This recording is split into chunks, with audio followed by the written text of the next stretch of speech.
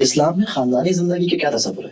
خاندان کو اسلام ایک اکائی تصور کرتا ہے، یعنی ایک اکائی یا ایک یونٹ وہ ہو سکتا ہے کہ جس کو ہم کہیں کہ فرد کو ایک یونٹ مان لیا جائے۔ مثال کے طور پر ہم کہیں کہ بھئی ایک شخص ہے، وہ اپنے طور پر معاشرے کی ایک یونٹ ہے،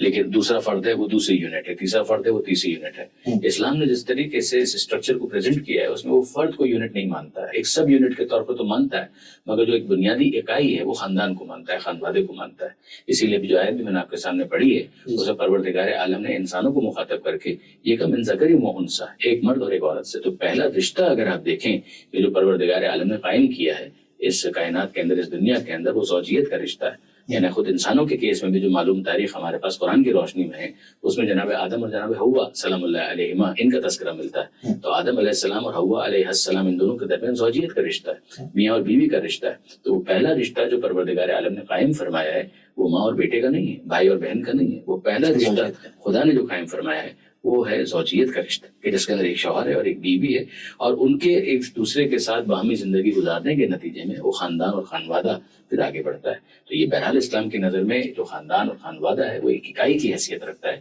وہ ایک یونٹ کی حیثیت رکھتا ہے۔ فرد واحد سے اس کا سلسلہ شروع ہوا،